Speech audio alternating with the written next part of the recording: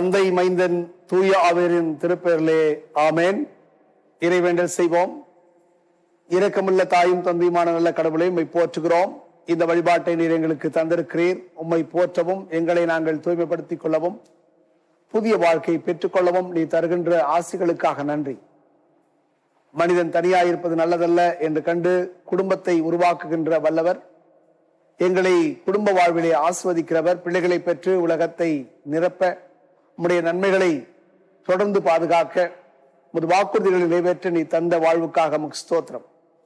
நாங்கள் எப்பொழுதும் உமது பேரன்பிலே நிலைத்திருக்கின்ற முன்மாதிரியான குடும்பங்களாக வாழ்வதற்கு இந்த வழிபாட்டிலே உம்முடைய கிருபைகளை எங்களுக்கு நீர் பொழியும்படியாக ஜெபிக்கிறோம்.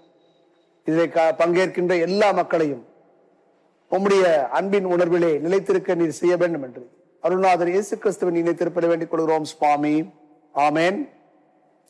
அன்புக்குரிய இறை மக்களே, உணர்வையும் அருள்நாதர் இயேசு கிறிஸ்துவின் இனிய திருப்பெயரிலே வாழ்த்துகிறேன். கடவுளின் அருள் நம்மை தாங்குவதாக. இவ்வழிபாட்டுக்கு ஆரம்பமாக கடவுளின் திருப்பெயர் மகிமை அடையும்படியாக பாமாலைகளில் 219வது பாடலை நாம் பாடுவோம். பாமாலை 219 பாடலை நாம் இணைந்து பாடுவோம். மெய் அன்பரே உம்மா அன்பை.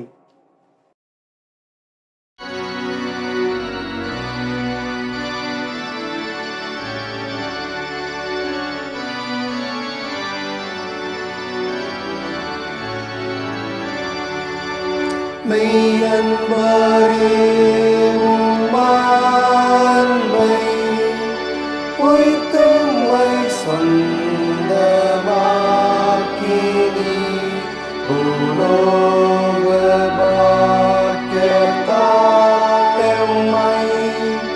மேலோக சிந்தையாக்குவி.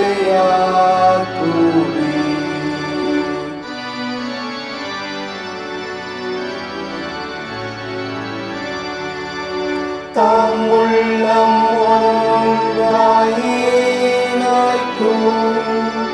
தம்பதிகள் நீவருக்கே நித்தம் முத்தம்பு ஏமாமோ செத்தாமே வைத்து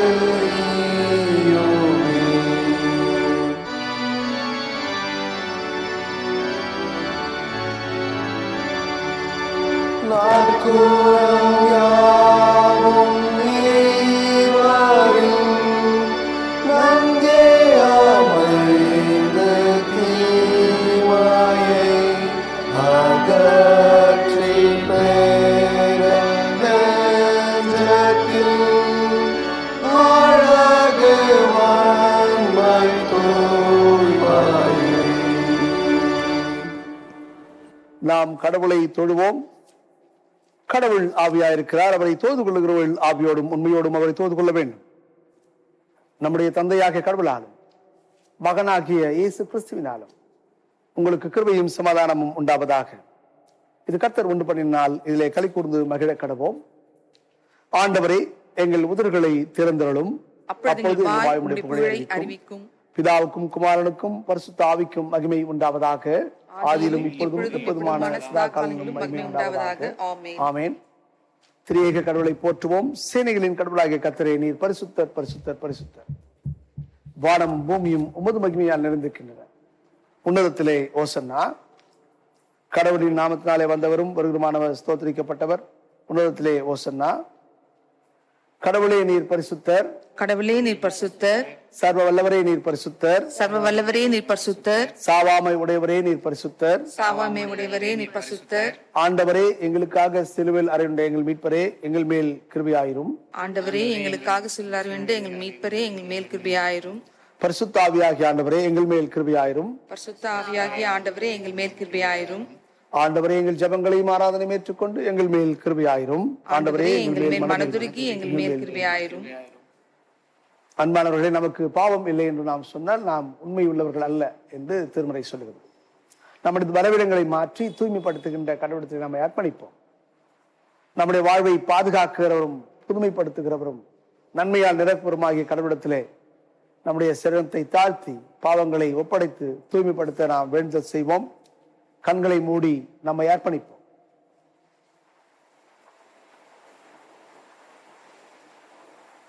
நமது பலவீனங்களுக்காக பரிதவிக்க முடியாத தலைமை குரு நமக்கு இல்லாமல் எல்லாவற்றிலும் நம்மை போல சோதிக்கப்பட்டு பாவம் இல்லாத தலைமை குருவே நமக்கு இருப்பதனால் நம்முடைய பாவங்களை மன்னிக்கின்ற கிறிஸ்து நமக்காக அளிக்கப்பட்டிருக்கிறார் என்ற நம்பிக்கையோடு முதலாம் பாவரிக்கை ஜெபத்தை இணைந்து சொல்லுவோம். யாவரும் ஒன்றிணைந்து சொல்லுவோம். சர்வ வல்லமையும் மிகுந்த இரக்கமுள்ள பிதாவே, தப்பிப்போன ஆடுகளைப் போல நாங்கள் உங்களுடைய வழிகளை விட்டு வழுவி அலைந்து போனோம். எங்கள் இருதயத்தின் யோசனைகளுக்கும் விருப்பங்களுக்கும் மிகவும் இணங்கி நடந்தோம். உம்முடைய பரிசுத்த கற்பனைகளுக்கு விரோதமாய் குற்றம் செய்தோம். செய்தக்கவைகளை செய்யாமல் செய்தகாதவைகளை செய்து வந்தோம். எங்களுக்கு சுகமே இல்லை. ஆனாலும் ஆண்டவரே, தேவரீர் எங்கள் ஆண்டவராகிய இயேசு கிறிஸ்துவின் மூலமாய் மனிதருக்கு அருளி செய்த வாக்குத்தத்தங்களின்படியே நிர்பாக்கியமுள்ள குற்றவாளிகளாக எங்களுக்கு இறங்கும். தப்பிதங்களை அறிக்கையிடுகிற எங்கள் மேல் பொறுமையாயிரும். பாவத்தின் துக்கப்படுகிற எங்களை சீர்படுத்தும். மிகவும் நெருக்கமுள்ள பிதாவே, உம்முடைய பரிசுத்த நாமத்துக்கு மகிமையுண்டாகும்படி நாங்கள் தேவ பக்தியும் நீதியும் தெளிந்த புத்தியும் உள்ளவர்களாய் நடந்து வர இயேசு கிறிஸ்து நிமித்தம் எங்களுக்கு கிருபை செய்துள்ளோம். ஆமென். அனைத்து வல்லமைகளும் மிகுந்த கிருபையும் உள்ள ஆண்டவர் மன்னிப்பையும் பாவ நிவேத்தையும் நமக்கு கட்டளையிட்டருளி வாழ்க்கையை தூய்மைப்படுத்துவதற்கான காலத்தையும் தம்முடைய தூயாவின் கிருபையும் தேர்தலையும் நமக்கு தந்தல்வாராக. ஆமென். ஆண்டவரை துதியுங்கள். ஆண்டவர் நாம் துதிக்கப்படுவதாக. திருமறை பாடம் படிக்க கேட்போம். படிக்க தெரிந்து கொள்ளப்பட்ட நற்செய்தி பகுதி தூய மத்தேயு என்பவர் எழுதின நற்செய்தி நூல் 19ஆம் அத்தியாயம் 3ஆம் வாக்கியம் முதல் 9ஆம் வாக்கியம் முடிய. மத்தேயு 19ஆம் அத்தியாயம் 3ஆம் வாக்கியம் முதல் 9ஆம் வாக்கியம் முடிய. அப்பொழுது பரிசேயர் அவரை சோதிக்க வேண்டும் என்று அவரிடத்தில் வந்து, புருஷனானவன் தன் மனைவியை எந்த முகாந்திரத்திலாகிலும் தள்ளிவிடுதல் நியாயமா என்று கேட்டார்கள். அவருக்கு அவர் பிரதியுத்தரமாக, ஆதியிலே மனுஷனை உண்டாக்கினவர் அவர்களை ஆணும் பெண்ணுமாக உண்டாக்கினார் என்பதையும், இது நிமித்தம் புருஷனானவன் தன் தகப்பனையும் தாயும் விட்டு தன் மனைவியோடு இசைந்திருப்பான், அவர்கள் இருவரும் ஒரே மாம்சமாய் இருப்பார்கள் என்று அவர் சொன்னதை நீங்கள் வாசிக்கவில்லையா? இப்படி இருக்கிறபடியினால் அவர்கள் இருவராயிராமல் ஒரே மாம்சமாய் இருக்கிறார்கள். ஆகையால் தேவன் இணைத்ததை மனுஷன் பிரிக்காதிருக்க கடவன் என்றார். அதற்கு அவர்கள், அப்படியானால் தள்ளுதல் சீட்டை கொடுத்து அவளை தள்ளிவிடலாம் என்று மோசே ஏன் கட்டளையிட்டார் என்றார்கள். அதற்கு அவர்கள், உங்கள் மனைவிகளை தள்ளிவிடாம் என்று உங்கள் இருதயத்தின் கடினத்தின் நிமித்தம் மோசே உங்களுக்கு இடம் கொடுத்தார். ஆதி முதலால் அப்படி இருக்கவில்லை. ஆதலால் எவனாகிலும் தன் மனைவி வேசிதனம் செய்தனி நிமித்தமே என்று அவளை தள்ளிவிட்டு வேறொருத்தியை விவாகம் பண்ணினால் அவன் விபச்சாரம் செய்கிறவனாயிருப்பான். தள்ளிவிடப்பட்டவளை விவாகம் பண்ணுகிறவனும் உபச்சாரம் செய்கிறவனாயிருப்பான் என்று உங்களுக்கு சொல்கிறேன் என்றார். படிக்க தெரிந்து கொள்ளப்பட்ட நற்செய்தி பகுதி படித்து உண்டாயிற்று. கிறிஸ்துவே உமக்கே மகிமை உண்டாத. ஆமேன். கிறிஸ்துவுக்குள் அன்பான இறை மக்களே, மீண்டுமாக உங்கள் அனைவருக்கும் ஆண்டவர் இயேசு கிறிஸ்துவின் இணைய திருப்பெயரிலே வாழ்த்துக்களை சொல்வதில் மகிழ்ச்சி அடைகிறேன். இந்த நாளிலே நாம் சிந்திக்க கொடுக்கப்பட்டிருக்கின்ற தென்னிந்திய திருச்சபையினுடைய செம்பொருள் திருமணம் உடன்படிக்கையின் கொண்டாட்டம், மேரேஜ் செலிப்ரேஷன் ஆஃப் கவனன்ட். இந்த நாளிலே கொடுக்கப்பட்டிருக்கின்ற இந்த தலைப்பு மிக மிக அத்தியாவசியமான ஒன்று என்பதை நாம் அனைவரும் உணர கடமைப்பட்டிருக்கின்றோம். திருமண பந்தங்கள் நமக்கு கடவுள் தந்திருக்கின்ற மிகப்பெரிய அருட்கொடை. திருமறையிலே நாம் படிக்கிறோம், நாம் உணர்ந்திருக்கிறோம், மனிதன் தனியாயிருப்பது நல்லதல்ல, அவனுக்கு ஏற்ற துணை உண்டாக்குவேன் என்று கடவுள் ஒரு திருமண வாழ்வை அல்லது தம்பதிகளாக வாழ்கின்ற வாழ்வை அவர் உண்டு பண்ணினார் என்று நாம் சொல்லுகின்றோம். இந்த உலகத்தின் அனைத்து மக்களும் அவரவர்கள் நம்பிக்கையிலே கூட இப்படி சொல்லுகிறார்கள், marriages R made in heaven என்று சொல்லுகிறார்கள்.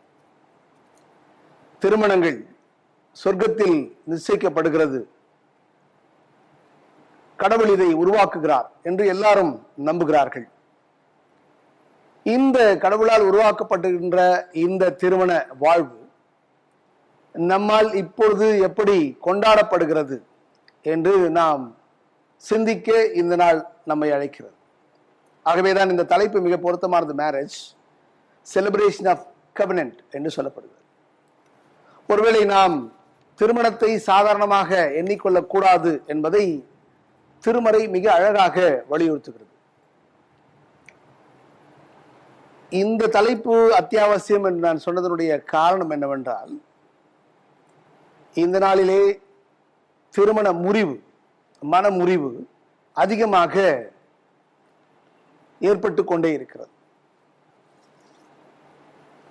நம்முடைய நீதிமன்றங்களில் நாம் சென்று பார்ப்போமானால் குடும்ப நீதிமன்றங்கள் அதிகமாகிக் கொண்டே இருக்கிறது. அனுதினமும் இந்த மனமுறிவுக்கான வழக்குகள் பெருகிக் கொண்டே இருக்கிறது. அதுவும் கிறிஸ்தவத்தில் இந்த மனமுறிவு மிக எளிதாக செய்யப்பட்டு கொண்டிருக்கிறது. எண்ணிக்கையில் அதிகமான வழக்குகளும் இருக்கிறது. அப்படி என்ன இந்த பிள்ளைகளுடைய குடும்ப வாழ்க்கையை பிரிக்கிறது என்று ஒவ்வொரு கிறிஸ்தவனும் திருச்சபையும் உணர வேண்டும். ஆகவே திருமணம் கடவுளால் உருவாக்கப்பட்டது என்பதை நாம் முழுமையாக புரிந்து கொள்ள அழைக்கப்படுகிறோம். Marriage is not a contract of temporary convenience which can be readily broken,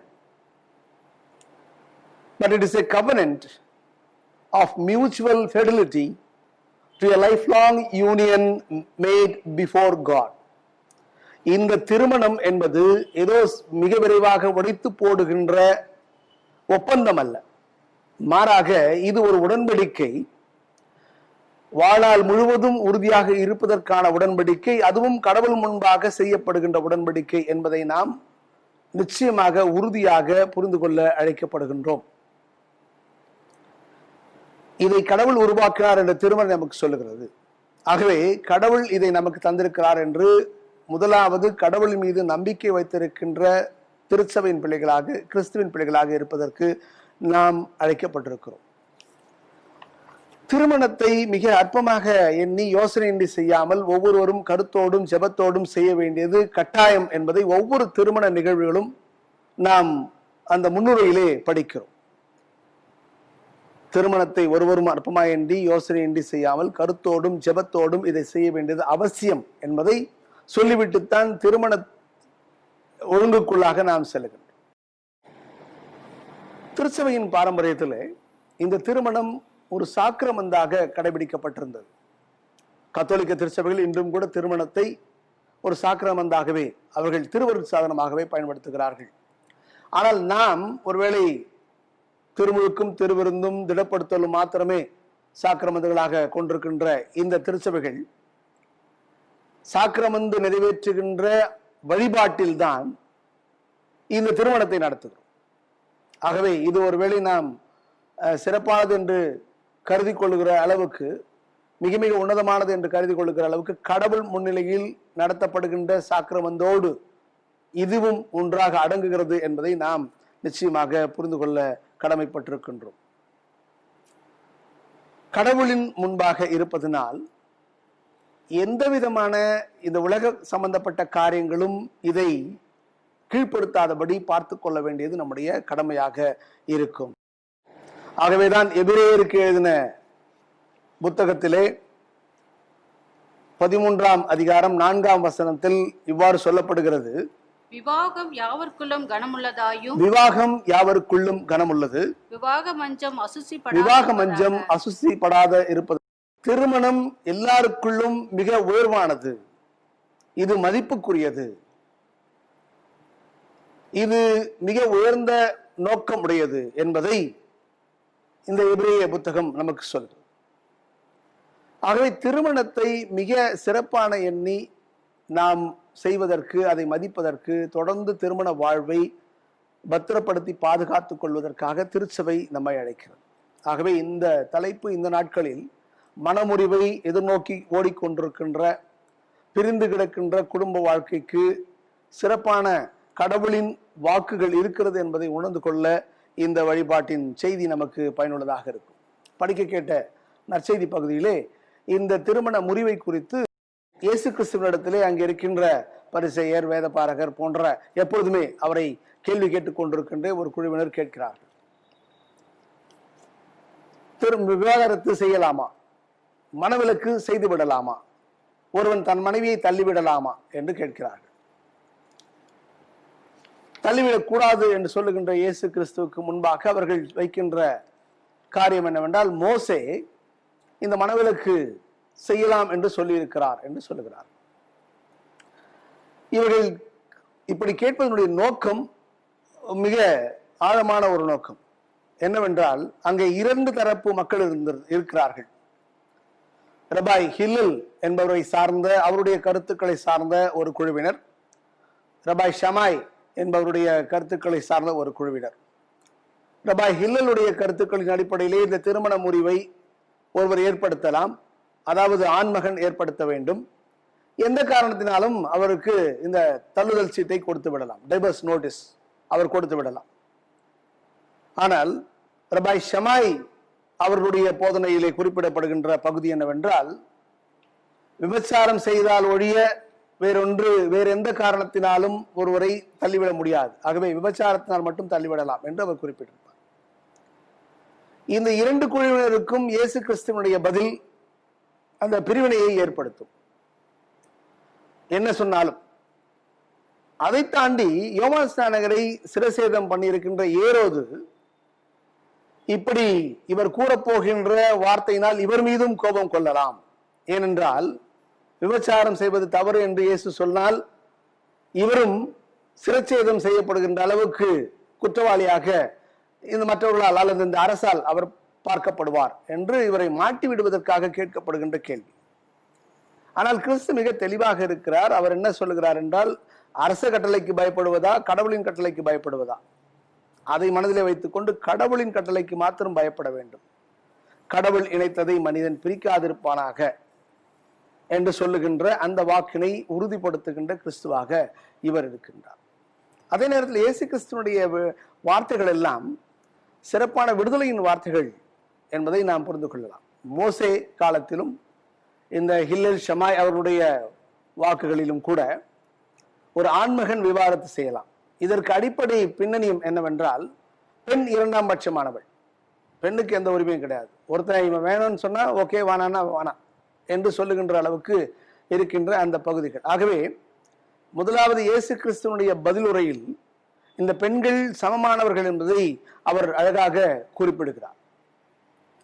எப்படி என்றால், இந்த வரலாற்று நிகழ்வுகளிலே, படைப்பின் வரலாறிலே ஆதியாகமம் 1ஆம் அதிகாரத்திலிருந்து 2ஆம் அதிகாரத்தினுடைய 4ஆம் வசனம் முதற் பகுதி வரையிலும் இந்த வரலாற்று ஒரு குறிப்பும், 2வது பதிவாக 2ஆம் அதிகாரத்தினுடைய 4ஆம் வாக்கியத்திலிருந்து தொடர்ந்து இன்னொரு பதிவும் இருக்கிறதை நாம் அறிவோம். 2ஆம் பதிவில் தான் இந்த ஏவாள் என்கின்ற மனுஷி அல்லது பெண் ஆணின் உடலிலிருந்து விழாவிலிருந்து எடுக்கப்பட்டவள், ஆகவே இவள் 2ஆம் பட்சம் என்று சொல்லுகின்ற கருத்துக்கள் மேலோங்கி இருக்கிறது. ஆனால் ஆதியாகமத்தினுடைய இந்த தொடக்க நூலினுடைய முதல் அத்தியாயம் 27ஆம் வசனம் சொல்லுகிறது, தேவன் தம்முடைய சாயலாக மனுஷனை சிருஷ்டித்தார். கடவுள் தன்னுடைய சாயலின்படி மனிதனை படைத்தார், அவனை தேவ சாயலாகவே சிருஷ்டித்தார். அவர்களை அவர் கடவுளின் சாயலாக தமது சாயலாகவே படைத்தார். ஆணும் பெண்ணுமாக அவர்களை படைத்தார். தமது சாயலின்படி கடவுள் படைக்கின்றார், ஆணும் பெண்ணுமாக படைக்கின்றார். அவ்வளவுதான். 2ஆம் அதிகாரத்துக்கு செல்லும் போதுதான் இவர் விழாவினுடைய கதைகள் எல்லாம் வருகிறது. ஆகவே கிறிஸ்து மிக மிக தெளிவான சிந்தனையுடையவராக முதல் அத்தியாயத்தினுடைய பகுதியை மாத்திரம் இவர்களுக்கு சொல்லுகிறார். அதோடு 2ஆம் அத்தியாயத்தினுடைய 2ஆம் பகுதியை சொல்லுகின்றார். 2ஆம் அத்தியாயத்தின் 24ஆம் வாக்கியத்தை நாம் படிக்கலாம்.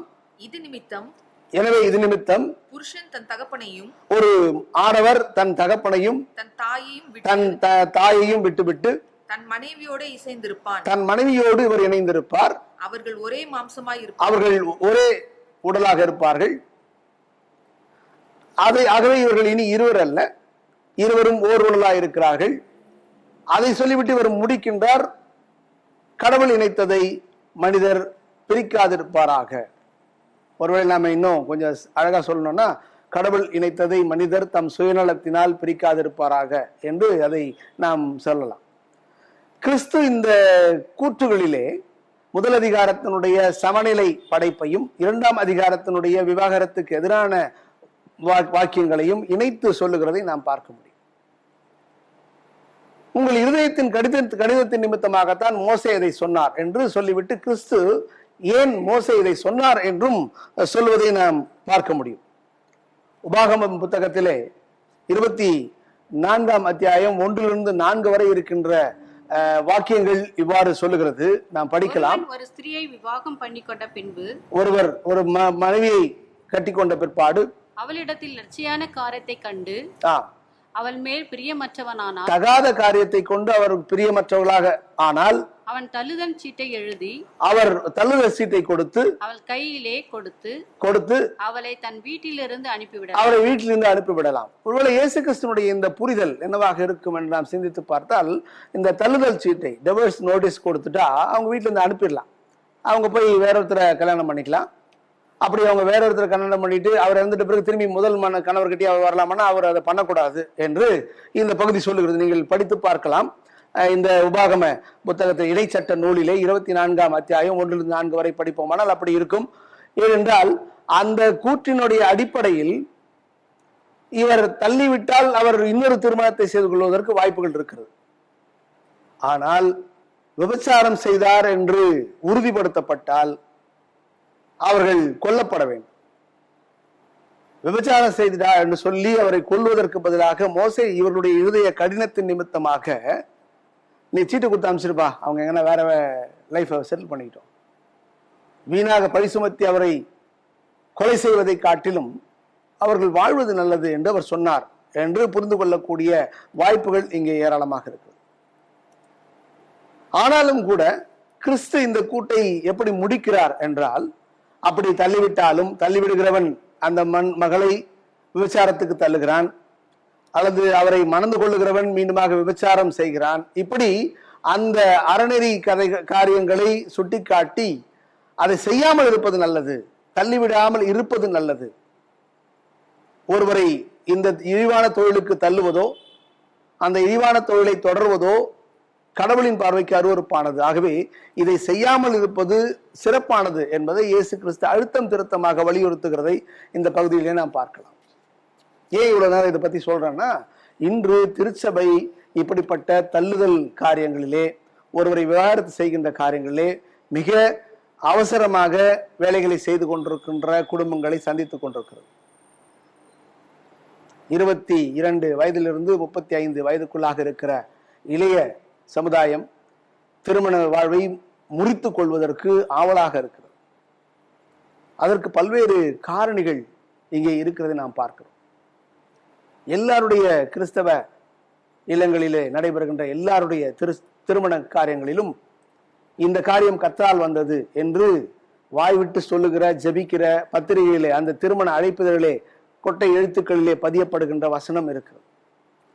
ஆனால் உணர்வு பூர்வமாக இந்த திருமணம் கடவுளால் தான் உருவாக்கப்படுகிறது என்பதை ஏற்றுக்கொள்ளுகிறோமா, அல்லது ஏற்றுக்கொண்டு அதன்படி நாம் செயல்படுகிறோமா, அல்லது இந்த திருமண வாழ்வு கடவுள் தந்தார், இது சொர்க்கத்தில் நிச்சயிக்கப்படுகிறது என்று சொல்லுகிறோமே, கர்த்தர் இதை உருவாக்கினார் என்று உணர்கிறோமே, அதன்படி நடந்து கொள்வோம் என்று இருக்கிறோமா என்ற கேள்விகள் நாம் முன்பாக வைக்க அழைக்கப்படுகிறோம். இதற்கு அடிப்படை காரணங்கள் இந்த கூட்டு குடும்பங்கள் உடைந்து போய் இப்போது தனித்தனி குடும்பங்களாக இருக்கின்ற ஒரு நிலை. குடும்பத்தில் பெரியவர்களையும் மதிப்பது, கடவுளின் பக்தியிலே வாழ்வதெல்லாம் குறைந்து கொண்டே போகிறது. குடும்பத்தாரும் இந்த திருமணத்தை ஏற்படுத்துவதாக எடுத்துக்கொள்கிற எல்லா முயற்சிகளிலும் இந்த பிள்ளைகளை இணைக்கணும், இவங்க திருமணம் ஆகணும், இவங்களை இருக்கணும் அப்படின்னு நினைக்கிறவங்க எல்லாரும் திருமணத்தின் அன்றே வெவ்வேறு குடும்பமாக இருப்பாங்க. அவங்க மாப்பிள்ளை வீட்டார், நாங்க பெண் வீட்டார், மாப்பிள்ளை வீட்டுக்காரன் இப்படி பண்ணிட்டானாமே, பெண் வீட்டுக்காரர் இது மாதிரி பண்ணாங்களாமே என்று அங்கேயே 2 வேறு குடும்பங்களுடைய போர்க்களங்கள் துவங்குகிறது. பிள்ளைகள் இணையும் போது குடும்பங்களும் இணைகிறது என்பதை இந்த திருச்சபை மறந்து போகிறது. முதலாவது அங்கேதான் அடிப்படை செய்தி ஆரம்பிக்கிறது. இந்த காரியம் கர்த்தரால் வந்தது என்று போடுகிற எல்லா திருமண அழைப்புதல்களுடைய செய்திகளை நாம் உற்று நோக்கி பார்ப்போம். ஆனால் இந்த திருமண ஒழுங்குகள் கடவுளால் தான் உருவாக்கப்பட்டதா என்றால் இல்லை. அது நிச்சயமாக வெவ்வேறு காரணிகள் இதை உருவாக்கி இருக்கிறது நாம் உணர முடியும். இவ்வளவு பணம், இவ்வளவு வரதட்சணை, இவ்வளவு நகை, இவ்வளவு அந்தஸ்து, இந்த உயர்ந்த படிப்பு, இந்த ஜாதி, இந்த கலர், இப்படி படிப்படியாக கடவுளுக்கு எதிரான செய்திகள் தான் இந்த திருமணத்தை உறுதிப்படுத்துகிறது. இவைகள் பார்க்கப்பட்டு தான் உறுதிப்படுத்தப்படுகிறது. அந்தஸ்தும் பணமும் சாதியும் தலைவிரித்தாடி கொண்டிருக்கிறது. ஆனால் பொய் பேசுறோம், இது கடவுளால் வந்தது என்று நாம் கொட்டை எழுத்துக்களிலே போட்டு பதிவு செய்கிறோம். கடவுளையும் நம்மையும் ஏமாற்றிக் கொள்கிறோம். எங்கே கடவுளுடைய இந்த புனிதத்தை நாம் கெடுக்கிறோமோ அங்கே நம்முடைய வாழ்வினுடைய ஒப்பந்தங்கள் உடைக்கப்படுகிறது. இரண்டாவதாக, பெற்றோர்கள் இந்த பிள்ளைகளுடைய வாழ்க்கையிலே அக்கறை செலுத்துவதிலே வேறு விதமாக இருக்கிறது. எல்லாரும் அவங்கவுங்க குடும்ப பெருமையை பேசிக்கிட்டே புகுந்து வீட்டில் இந்த இடைஞ்சல்களை ஏற்படுத்துகிறதை நாம் பார்க்க முடியும். அவரவர் தம் தம் விருப்பத்தின்படி, ஐயோ எங்க மகளுக்கு டீயே பிடிக்காது, டீயா கொடுக்குறீங்க அங்க அப்படின்னு கேட்கிற பெற்றோர் இருக்கிறார்கள். டீ குடிக்கிற விஷயத்துல கூட அங்கிருந்து ஆரம்பிக்கிற நிறைய விஷயங்கள். திடீரென்று மாமியார் பதவி வந்து ஆட்டி படைக்கின்ற குணாதிசயங்களை உள்வாங்கிக் கொள்ளுகின்ற சாதாரண ஒரு குடும்ப பெண். அந்த மாமியாருடைய பதவி வரும்போதே அதை எப்படி ஹேண்டில் பண்ணும் அப்படின்னு நினைக்கிற அந்த வைராக்கிய குணம் படைத்த தாய்மார்கள். அதை சேர்ந்து பணம், அதை சேர்ந்து அந்தஸ்து, இப்படி இப்போது நம்ம சமீப காலங்களிலே செல்போன், அது ரொம்ப இடைஞ்சலா குடும்ப வாழ்க்கையை கெடுத்துக் கொண்டது. படிச்சவங்க வீட்டில் கூட, நல்ல உயர் பதவியில இருக்கிறவர்கள் வீட்டிலே கூட இப்படிப்பட்ட தொல்லைகள் மூலமாக இந்த பிள்ளைகளுடைய மன ஒப்பந்தங்கள் முறிவடைவதற்கு ஏதுவாக இருக்கிறது.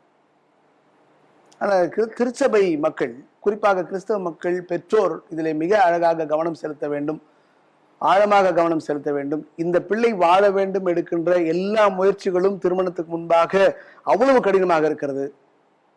திருமணத்துக்கு பின்னாடி அதை தக்க வைத்துக் கொள்வதற்கு, இந்த பிள்ளைகளை எப்படியாவது இணைந்து வாழ வைக்க வேண்டும் என்று சொல்வதற்கு நாம் முயற்சி செய்வதில்லை. அடுத்து, இந்த பிள்ளைகள் ஒருவரை ஒருவர் புரிந்து கொண்டு வாழுகின்ற வாழ்க்கைக்கு நாம் அவர்களை தள்ளுவதில்லை, அவர்களை கொண்டு போய் விடுவதில்லை. கடவுள் முன்பாக செய்யப்பட்ட ஒப்பந்தம் இது. ஆகவே கொடுத்த வாக்குறுதிகள், இன்பத்திலும் துன்பத்திலும் வாழ்நாள் முழுவதும் தோழமையும் உதவியும் ஆதரவும் அளிக்கின்ற அந்த கட்டளைகளை கொடுத்த வாக்குகள் நிறைவேற்றப்பட வேண்டும் என்பதை சொல்லிக் கொடுப்பதற்கு, அதை நினைவுபடுத்துவதற்கு பெற்றோர், திருச்சபை, நண்பர்கள், உறவுகள் தயாராக இருக்க வேண்டும். உங்களுடைய வாழ்க்கையை நீங்கள் வாழ்ந்து சிறப்பாக்கிக் கொள்ளுங்கள் என்று சொல்லுகிறதற்கு நாம் கடமை உள்ளவர்களாக, பொறுப்புள்ளவர்களாக இருக்க வேண்டும். இவங்க ஒருத்தர் புரிஞ்சு வாழ்வதற்குரிய சந்தர்ப்பங்களை நாம் ஏற்படுத்த வேண்டும். மனமுறிவு கடவுளுக்கு எதிரானது என்று நிச்சயமாக நாம் சொல்ல வேண்டும். மனமுறிவுக்கு இன்னொரு விஷயம் என்னன்னா, அவன் ரொம்ப பொல்லாதவனா இருக்கிறான், அவங்ககிட்ட என் பொண்ணு வாழ வேண்டியதில்லை. அவன் சம்பாதிக்கிறாயா, அவன் 1 லட்சம் ரூபாய் சம்பாதிக்கிறான், அவனை சார்ந்து வாழ வேண்டிய அவசியமே இல்லை என்று சார்ந்து வாழுகின்ற வாழ்க்கையிலிருந்து வேறுபடுத்தி வெளியே கொண்டு வருவதற்கு பணம் முக்கியமான காரணியாக இருக்கு. முன்னெல்லாம் நினைப்பாங்க இது மாதிரி, ஐயோ டைவர்ஸ்லாம் ஆயிட்டவங்களை யார் கல்யாணம் பண்ணுவா, அதனால இந்த வாழ்க்கை முக்கியமானது. கல்லானாலும் கணவன், புல்லானாலும் புருஷன் என்று சொல்லுகின்ற வாழ்க்கை. அந்த சூழலில் பார்த்தீங்கன்னா நான் அடிக்கடி சொல்றது, கல்லானாலும் கணவன், ஃபுல்லானாலும் புருஷன் அப்படின்னு நினைக்கிற அந்த மனப்பக்கம் அங்கே இருந்துச்சு. அவன் எப்பேற்பட்டவனாலும் அவங்க கூட வாழணும்.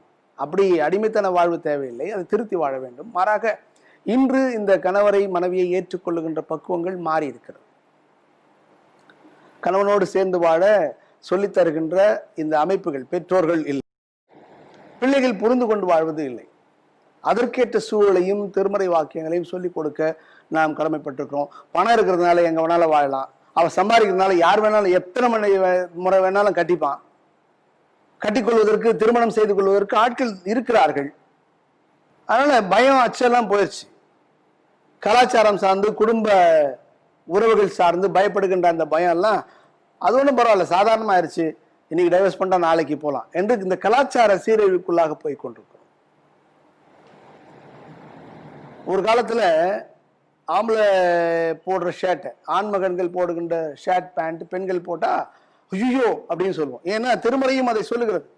இணைச்சட்டம் உபாகமம் 22ஆம் அத்தியாயம் 5ஆம் வாக்கியம் நாம் படிக்கலாம். புருஷரின் உடைகளை, ஆடவரின் உடைகளை ஸ்திரீகள் தரிக்கலாகாது, பெண்கள் அணிந்து கொள்ளக்கூடாது. ஸ்திரீகளின் உடைகளை பெண்களின் உடைகளை புருஷர்கள் தரிக்கலாகாது. ஆண்கள் அணிந்து கொள்ளக்கூடாது. அப்படி செய்கிறவர்கள், அப்படி அணிந்து கொள்ளுகிறவர்கள் எல்லாரும் உன் தேவனாகிய கர்த்தருக்கு, இந்த இஸ்ரவேலின் கடவுளுக்கு அருவருப்பானவர்கள். இப்படி ஒரு சட்டமே இருந்துச்சு. இந்த உடைகளை மாற்றி அணிந்து கொள்ளும்போது கிராமத்துல கூட முன்னெல்லாம் கிண்டல் பண்ணுவாங்க, என்ன பையன் மாதிரியே சட்டை போட்டு பையனா நீ என்று கேட்பாங்க. இல்ல இவன அவன் பொம்பளை மாதிரி ட்ரெஸ் பண்றான் என்று சொல்லுவாங்க. அதுவே ஒரு அருவருப்பானது. சிகை அலங்காரம் செய்து கொள்வது எல்லாம். ஆனா அது காலப்போக்கில் நாகரிகம் என்ற போர்வையிலே அப்படியே மறைந்து போனது. இப்போது அது ஏற்றுக்கொள்ளப்படக்கூடியதாக ஆகிவிட்டது. எனக்கு என்ன பயம்னா, இந்த கலாச்சார சீரழிவின் மூலமாக நாகரிகம் என்ற போர்வையில் இந்த மனவிலக்கு, மறு மனம் செய்து கொள்ளுதல் சாதாரணமான காரியமாக, அது ஒன்றும் கட்டுப்பாடு இல்லாமல் யார் வேண்டுமானாலும் எப்படி வேண்டுமானாலும் வாழலாம் என்று அநாகரிக பாதைக்கு அழைத்து சென்று விடுமோ என்ற ஒரு அச்சம் ஏற்பட்டு கொண்டிருக்கிறதை நாம் உணர வேண்டும். அதற்கு உதவியாக இந்த கருத்துக்களை திணிப்பதற்கு நம்ம வீட்டில் இருக்கின்ற டிவியில வருகின்ற குடும்ப நாடகங்கள், இந்தியாவினுடைய வடக்கு பகுதியிலே வாழ்கின்ற மக்களுடைய கதைகளை சார்ந்து மொழிபெயர்த்து போடுகின்ற அந்த நாடகங்கள் எல்லாம் கணவன் மனைவியை மாற்றிக் கொள்ளுகின்ற, வேறு கணவனை எடுத்துக் கொள்ளுகின்ற, வேறு மனைவியை வைத்துக் கொள்ளுகின்ற இந்த கலாச்சாரங்களை மெதுவாக, அதெல்லாம் நியாயமா தான் இருக்குது, இல்ல பாவம் தான் இல்லை அப்படின்னு ஒத்துக்கொள்ள வைக்கின்ற கருத்தியல்களை நம் வீட்டிலே இருந்தே ஒவ்வொரு நாளும் கற்றுக் கொடுத்து கொண்டே இருக்கிறது. எல்லா நாடகத்திலும் அந்த பிரச்சனை இருக்கு, நீங்க பாத்தீங்கன்னா தெரியும். தொடர்ந்து அதை சொல்லிக்கொண்டே இருக்கின்ற செய்திகள் இருக்கு. கலாச்சார சீரழிவின் மூலமாக பக்தி, வைராக்கியம், நம்முடைய குடும்ப ஒழுக்கம், தனிநபர் ஒழுக்கம், திருச்சபையின் ஒழுக்கம் எல்லாம் தாண்டி இதெல்லாம் சிம்பிள் என்று போய்கொண்டே இருக்கின்ற நாட்கள் வந்து கொண்டிருக்கிறது. அதனால திருமறை சொல்லுகின்ற ஒழுக்க நெறிகளை நிச்சயமாக ஒருவருக்கு ஒருவர் தான் என்று வாழுகின்ற அந்த வாழ்க்கையை அமைத்துக் கொள்ள நாம் கட்டாயம் சிந்திக்கவும் செயல்படவும் அழைக்கப்படுகிறோம். ரொம்ப நாளைக்கு முன்னாடி ஒரு சர்வே ஒன்று பண்ணியிருந்தாங்க. ஒரு சான்ஸ். என்ன மாதிரி சான்ஸு? இப்போ கணவன் மனைவி இருக்கிறீங்க, இப்போ சான்ஸ் கொடுக்குறோம், நீங்கள் எல்லாரும் இப்போ பிரிஞ்சுட்டு போயிட்டு திரும்பி யாரெல்லாம் அதே கணவனை அதே மனைவியை கட்டிக்கிறதுக்கு ஆசையாக இருப்பீங்க, சான்ஸ் ஒரு கொடுத்தா. இப்போ நீங்கள் போயிடலாம், ஆனால் திரும்பவும் அதே கணவன் மனைவியோடு வாழ்வதற்கு எத்தனை பேர் என்று கை தூங்க அப்படின்னா கிட்டத்தட்ட 90%, 90 விழுக்காடு மக்கள் விருப்பமில்லை என்று சொல்லியிருந்தார்கள். திகிலான ஒன்று. ஏன்னா அவ்வளவு கடுமையாக நடந்து கொள்ளுகிற கணவன் மனைவி அவர்களுக்குள்ளே ஒத்துப்போகாமல் இனிமே இவர் கூட வாழ முடியுமா என்று வியந்து, வாய்ப்பு கிடைச்சா விட்டுறலாம் என்று சொல்லுகிற அளவுக்கு இவர்கள் வாழ்ந்து கொண்டிருக்கிறார். திரும்ப இவர் கூட வாழ்வியா அப்படின்னு கேட்டா வாழ்வேன் அப்படின்னு சொல்றவங்க யாரா இருப்பாங்கன்னு பாத்தீங்கன்னா, அவங்க எல்லாரும் எது சொன்னாலும் கேட்டு அடிமையா இருக்கிற இது மாதிரி ஒரு பொண்டாட்டி கிடைப்பாளா அப்படின்னு நினைக்கின்ற அவங்க மட்டும்தான் அது மாதிரி சொல்லலாம். இது மாதிரி ஒரு கணவன் கிடைப்பாரா என்று அவர் கூட வந்தாதான் நமக்கு என்று சொல்லுகின்ற அவர்கள் ஒத்துக்கொள்வார்கள். மற்றபடி இந்த 90 விழுக்காட்டிலே எதிர் வினையாக செயல்படுகின்ற செயல்கள் போதும் என்று சொல்லுகின்ற அளவுக்கு தான் வாழ்க்கை இருக்கு. ஆகவே வாழ்கிறவர்கள் தங்களுடைய வாழ்க்கை தரத்தை நிர்ணயிக்க, தீர்மானிக்க அழைக்கப்படுகிறோம். ஒரு நண்பர் ஒரு கதை சொன்னார். 2 பேர் வேற்று ஆலயங்களுக்கு செல்லுகிறவர்கள், அதாவது வேற்று வழிபாடுகளை தொடர்புடையவர்கள். அந்த பெண் போய் வேண்டுதல் பண்ணிட்டு வராங்க சாமி கிட்ட. உடனே கேட்கிறார், என்ன வேண்டுதல் பண்ணுங்க?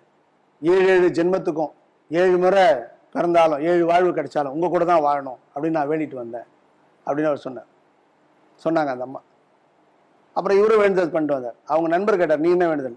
இதான் என்னுடைய 7வது வாழ்வா இருக்கணும் அப்படின்னு அவர் சொன்னார். இதான் என்னுடைய 7வது ஜென்மமா இருக்கணும், ஏன்னா இதோட முடிஞ்சிட்டோம் என்று. அப்படி புரிந்து கொள்ளுகிற, பயப்படுகின்ற வாழ்க்கையும் தொடர்ந்து இருக்கிறது.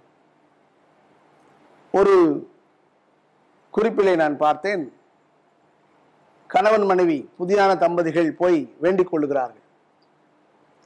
என்ன பிரேயர் பண்றாங்க அவங்க 2 பேரும் அப்படின்னு கேட்டா, நாங்க 2 பேரும் பிரியாம இருக்கணும் என்று சாமி கிட்ட வேண்டிக்கிட்டோம். நீங்க பிரியாம இருக்கணும்ன்றது உங்களுக்கு தெரியாதா? சாமி சொல்லணுமா? இதை நாம் பிரியாமல் வாழ வேண்டும் என்று யாருக்கு தெரிய வேண்டும்?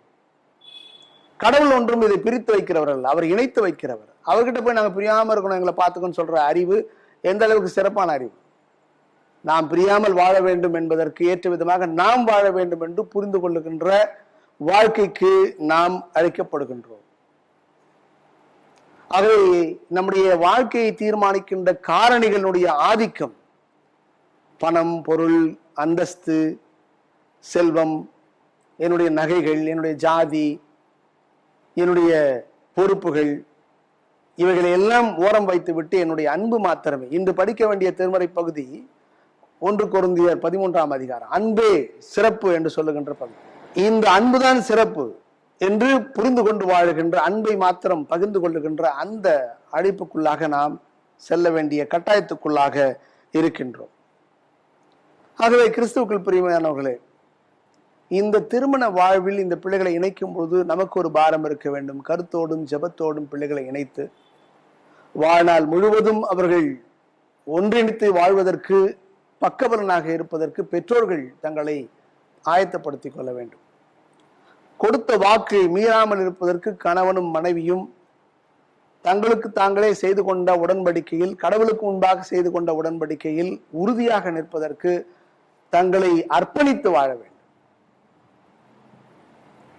மூன்றாவதாக, என்னுடைய துணைக்கு என்ன தேவை அதை பூர்த்தி செய்கின்ற பக்குவமும் உயர்ந்த குணமும் எனக்கு தேவை. அதை நான் உறுதி செய்து கொள்ள வேண்டும். அன்பை பகிர்ந்து கொண்டு எத்தகைய இக்கட்டிலும் சிறப்புடன் வாழுகின்ற வாழ்க்கையை அமைத்துக் கொள்வதற்கு நாம் உறுதியாக இருக்க வேண்டும். எல்லாத்துக்கும் மேல திருமறை சொல்லுகின்ற மிக ஆழமான செய்தி ஒன்று சொல்லி நான் முடிக்கின்றேன். இந்த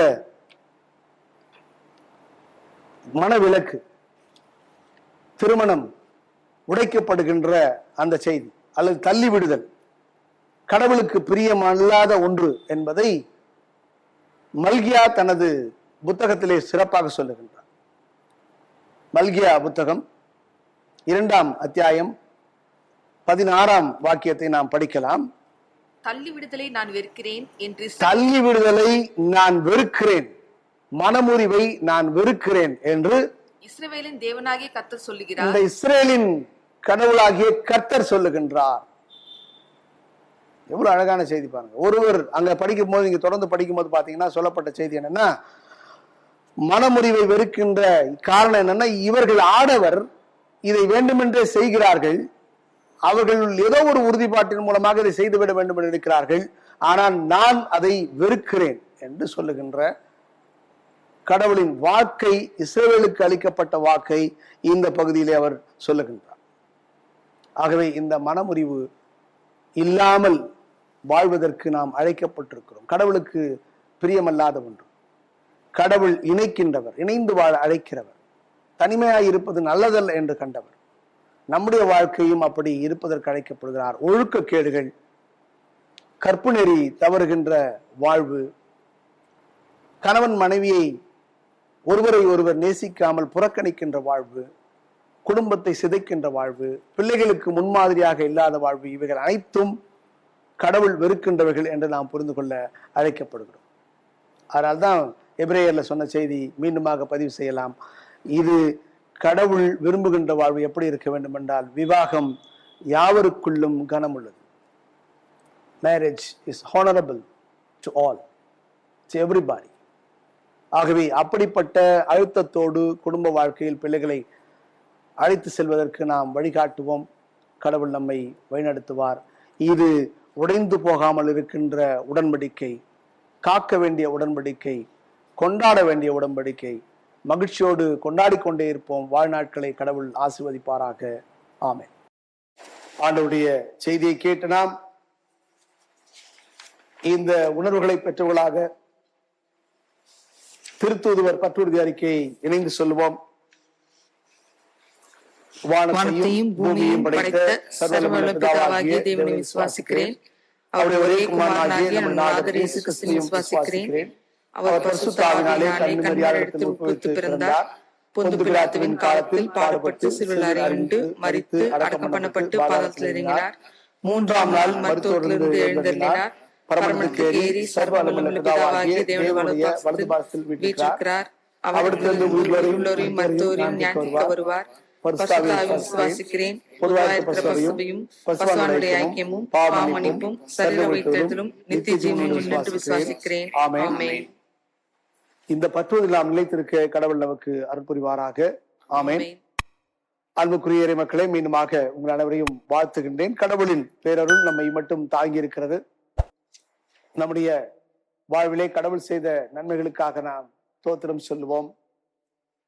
விரைவாக இந்த இக்கட்டுகள் நீங்கி பழைய நிலைமைக்கு நம்முடைய வாழ்வுக்கு திரும்ப கடவுள் அழைத்து வருவார் என்ற நம்பிக்கையை நாம் கொள்வோம்.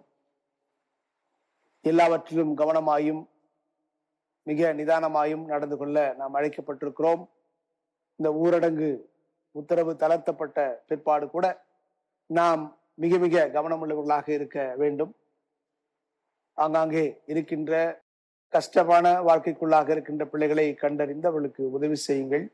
கர்த்தர் இரக்கம் செய்கிறவர்கள் பேறு பெற்றோர் என்று சொல்லியிருக்கிறார். ஆகவே நாம் இரக்கம் காட்டி மற்றவர்களுக்கு புதிய வாழ்வினை தருவோம். தொடர்ந்து இந்த நாட்களிலே கடவுள் இம்மட்டும் உதவி செய்தவர் இன்னும் இனிமேலும் நம்மை பாதுகாத்துக் கொள்வார் என்ற நம்பிக்கையோடு நாம் செல்வோம். திருமண அறிக்கை. தென்னிந்திய திருச்சபை, சென்னை பெராயம், திருவல்லிக்கேணி சகல பரிசுத்தவான்களுடைய ஆலயம். இந்த ஆலயத்தின் அங்கத்தினர் திரு சுரேஷ், திருமதி ஜூலி என்பவர்களின் மகன் 7S ராஜேஷ் என்பவருக்கும், தென்னிந்திய திருச்சபை, சென்னை பெராயம், மடிப்பாக்கம் யூனிட் தூய மார்க்கு ஆலயத்தின் அங்கத்தினர் திரு SE ஜான் சுந்தர், திருமதி எஸ்தர் தம்பதியரின் மகள் யாழினி என்பவருக்கும் திருமணம் ஒழுங்கு செய்யப்பட்டுள்ளது. இவர்கள் இருவரும் இந்த தூய திருமண நிலையில் ஒன்றாக இணைக்கப்படக்கூடாதபடிக்கு நியாயமான காரணம் உங்களில் யாருக்காவது தெரியுமானால் அதை சபை போதகருக்கு எழுத்தின் மூலம் தெரிவிக்க வேண்டும். இது இவர்களுக்கு 2ஆம் திருமண அறிக்கை. இந்த பிள்ளைகளுக்காக நாம் வேண்டுதல் செய்வோம். அன்பின் கடவுளே, குடும்பத்தை இணைக்கிற தம்பதிகளை உமது பிள்ளைகளாக உருவாக்கி தருகிற புதிய குடும்ப வாழ்க்கையை தருகிற வல்லவர் நீர். எங்களுடைய ஒழுக்கங்களும் எங்களுடைய பக்தியும் எங்களுடைய வாழ்க்கையை தீர்மானிக்க வேண்டும் என்ற உறுதிப்பாட்டை இந்த செய்தியின் மூலமாக நாங்கள் பெற்றுக்கொண்டோம். இந்த திருமணத்தில் இருக்கின்ற பிள்ளைகளுக்காக நாங்கள் நன்றி செலுத்துகிறோம். பெற்றோர்கள் எடுக்கின்ற முயற்சிகளை ஆசிர்வதிக்கிறேன். இந்த திருமணத்தில் இணைகின்ற அருமையான பிள்ளைகள் ராஜேஷ் அவர்களையும் யாழினியும் நீர் ஆசிர்வதியும்.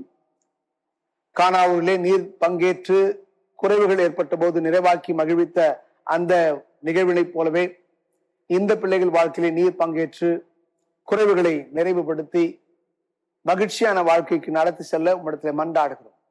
உம்முடைய அருள் இந்த பிள்ளைகளோடும் இவர்கள் துவங்குகின்ற குடும்ப வாழ்வோடும் பெற்றோரோடும் உறவுகளோடும் நிலைத்திருக்க அருள்நாதர் இயேசு கிறிஸ்துவின் திருப்பலை வேண்டிக் கொள்கிறோம் சுவாமி. ஆமேன்.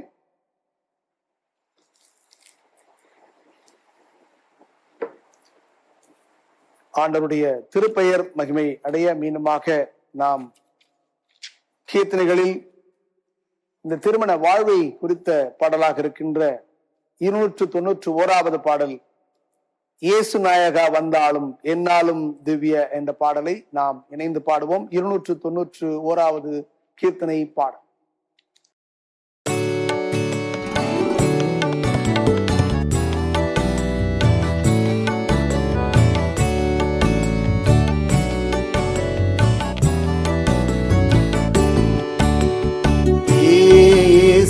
நாயகா வந்தாலும் என்னாலும் இயேசு நாயகா வந்தாலும் ஆசீர்வாதமாக இந்த தேசமனமே நன்றாக, ஆசீர்வாதமாக இந்த தேசமனமே நன்றாக, இயேசு நாயகா வந்தாலும் என்னாலும் இயேசு நாயகா வந்தாலும்.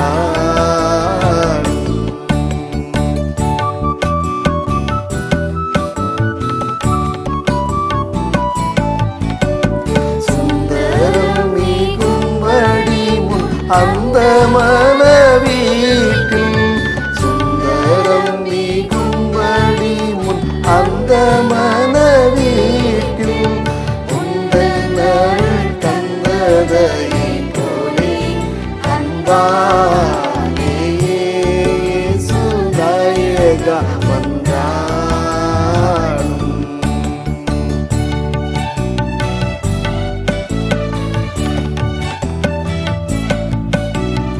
உத்தம சன்மா காவேரி பக்தி விசுவாசம் உத்தம சன்மார்க்கநேரி பக்தி விசுவாசம் நித்திய சமாதானம் முற்று வாழ மிகவாழ இயேசு நாயகா வந்தாடும்.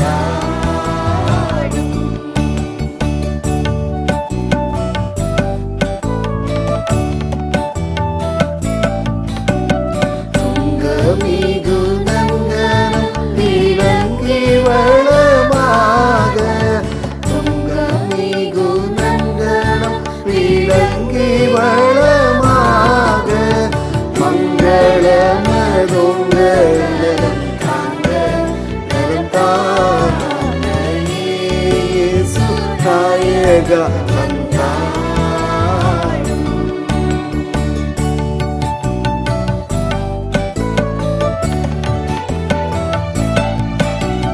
நித்ய சுப சோபனமோ நெத்திசையினும் பெருகி நித்ய சுப சோபனமோ நெத்திசையினும் பெருகி புத்திர சந்தானமே செழிக்க தழைக்கையே இயேசு நாயகா வந்தாடும் என்னாலும் திவ்யக்கே இயேசு நாயகா வந்தாடும். இறைவேண்டல் செய்வோம். இரக்கமுள்ள நல்ல கடவுளே, உம்மை போற்றுகிறோம். நீர் தந்த சிறப்பான ஆசிகளுக்காக நன்றி செலுத்துகிறோம். குடும்ப வாழ்க்கையை உருவாக்குகிறவர், ஒரு மனிதனுக்கு ஏற்ற துணையை தருகிறவர், உமது கட்டளைகள் பிறழாமல் வாழ்வதற்கு வாக்குத்தத்தங்களை தருகிறவர். உமக்கு நன்றி செலுத்து. உமக்கேற்ற பயத்தை எங்கள் பிள்ளைகளுக்கு நீத்தார். குடும்ப வாழ்க்கையில் தாங்கள் கொடுத்த வாக்குறுதிகளில் நிலைத்திருக்கின்ற ஆற்றலை தார். நாங்கள் பிரியாமல் இருக்க வேண்டும் என்று உம்மிடம் வேண்டுவதை காட்டிலும் நாங்கள் பிரியாமல் இருக்க வேண்டும் என்கின்ற உணர்வு எங்களுக்கு அடிப்படையிலே இருப்பதற்கு, நாங்களே அதை புரிந்து கொண்டு வாழ்வதற்கு, நீர் உம்முடைய ஒத்தாசையினால் நாங்கள் வாழ முடியும் என்ற நம்பிக்கையோடு இருப்பதற்கு கர்த்தர் உதவி செய்யுமாறு ஜெபிக்கிறோம். குடும்பத்தின் தேவைகளை நீ சந்தியும். பிள்ளைகளுக்கு ஏற்படுகின்ற மன உளைச்சல், இந்த உலகம் காட்டுகின்ற நாகரீகம், பொருள், பதவி, அந்தஸ்துகள் அனைத்திலிருந்தும் நாங்கள் விடுதலை பெற்று நீர் விரும்புகின்ற குடும்ப வாழ்க்கை என்றும் நடத்துவதற்கு, கணவனை மனைவியை ஒருவர் சார்ந்து வாழ்ந்து ஒருவருக்காக ஒருவர் பாரங்களை சுமந்து ஒருவர் கட்டளைகளை ஒருவர் கடைபிடித்து உம்முடைய பிள்ளைகளாக வாழுகின்ற ஆசீர்வாதங்களை எங்கள் குடும்பத்தின் பிள்ளைகளுக்கு தார். திருச்சபை பிள்ளைகள், கிறிஸ்துவின் பிள்ளைகள் மனவிலக்கில் இருந்து விடுதலை பெற்று உண்மையான உமது பிள்ளைகளாக, சாட்சிகளாக, உலகத்தை மாற்றுகிறவர்களாக வாழ அருள்தார். இந்த நேரத்திலே ஒவ்வொரு குடும்பத்தாரையும் பெற்றோர்களையும் ஆசிர்வதியும். மன உளைச்சல் இருக்கின்ற குடும்பத்துக்கு தேவையான அருளைத்தாரும். குறிப்பாக கொரோனா வியாதியில் இருக்கிற பிள்ளைகளை நீர் விடுவித்தருளும். இந்த தொற்றிலிருந்து நாங்கள் விடுதலை பெறுவதற்கு வேண்டிய ஆயத்தங்களை எப்பொழுதும் நாங்கள் ஜாக்கிரதையோடு செய்து கொள்ளுகின்ற அறிவையும் ஆற்றலையும் எங்களுக்கு தந்திடும். உமக்காக நாங்கள் காணிக்கைகள் படைக்க, உமக்காக கொடுக்க, உம்முடைய திருப்பணிகள் நிறைவேற நாங்கள் எங்களை அர்ப்பணிக்க எங்கள் உள்ளங்களை நீர் ஏவியருளும். ஆண்டவரே, எப்பொழுது நாங்கள் ஒன்றாக இணைந்து உம்மை தொழுது கொள்வோமோ என்று ஏங்கிக் கொண்டிருக்கிற எங்கள் உள்ளங்களிலே உம்முடைய பிரசன்னத்தினால் நிரப்பி இந்த வழிபாடுகள் மூலமாக நிறைவேற்றாரும். நாங்கள் ஒருவரை ஒருவர் பார்த்து மகிழ்ச்சியோடு இந்த வழிபாட்டில் கலந்து கொண்டு உம்மை ஸ்தோத்திரிக்கின்ற திருநாளுக்காக ஏங்கிக் கொண்டிருக்கிறோம். கர்த்தரை தந்திடும். இந்த உலகம் முழுவதும் உமது ஆட்கொள்ளுகின்ற உமது அருட்கொடைக்குள்ளாக வர வேண்டும் என்று நாங்கள் மன்றாடுகிறோம். அருள்நாதர் இயேசு கிறிஸ்துவின் இனிய திருப்பெயரில் வேண்டிக் கொள்கிறோம். வாழ்வு தருகின்ற நல்ல கடவுளே, ஆமேன். தாயும் தந்தையுமான கடவுளின் அன்பும் மைந்தராகிய இயேசுவின் அருளும் தூயாவின் கூட்டுறவும் பயணத்திலும் பாதுகாவலும் நம்மளையோடு இன்றும் மீண்டும் சதா காலமும் நிலைத்திருப்பதாக. ஆமேன்.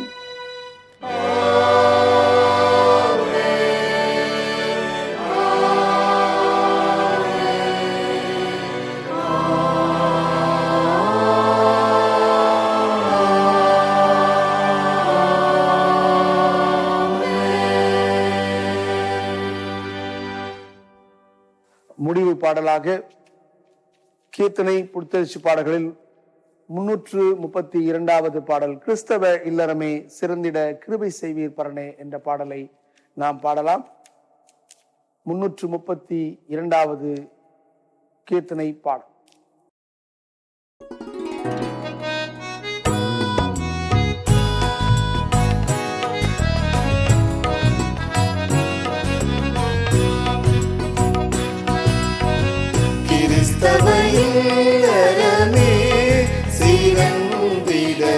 கிருபை செய்தீர் பரனே.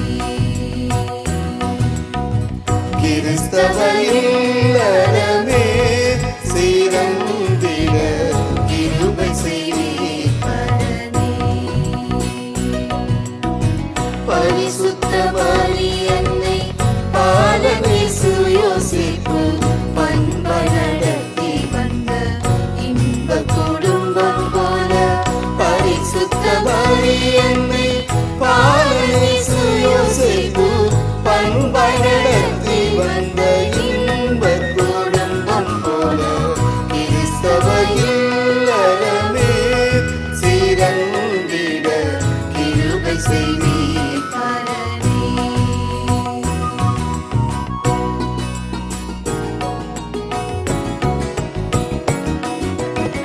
ஜெபமென்னும் தூபமே தினம் பானமேகவும் திருவேத வாக்கியம் செவிகளில் கேட்கவும் சுபகான கீர்த்தனை துத்தியம் பாடவும் சுதனேசு தலைமையில் தூய வீடாகவும் கிறிஸ்தவ இல்லறமே சிறந்திட கிருபை செய்தீர் பரனே.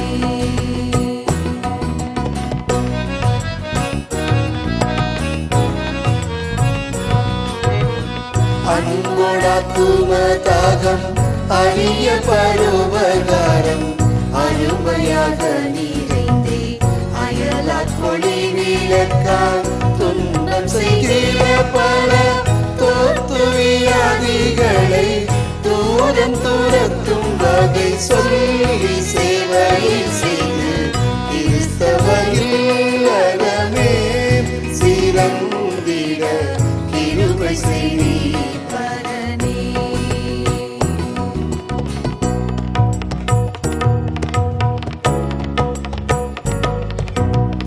மலையதன் மேலுள்ள மாளிகையைப் போலவே மற்றவர்களுக்கு முன் மாதிரியாய் நின்று கலைமுறை உணவிலும் கல்வி முயற்சியிலும் கர்த்தருக்கேற்ற பரிசுத்த குடும்பமாக கிறிஸ்தவ இல்லறமே சிறந்திட கிருபை செய்தீர் பரனே. கிறிஸ்தவ இல்லறமே சிறந்திட கிருபை செய்தீர் பரனே. கர்த்தர் உங்களோடு இருப்பாராக. அது மாவடி இருப்பாராக. சமாதானத்தோட புறப்பட்டு போய் வாழக்கிழவோம். கர்த்தர் நாமத்தினாலே ஆமென்.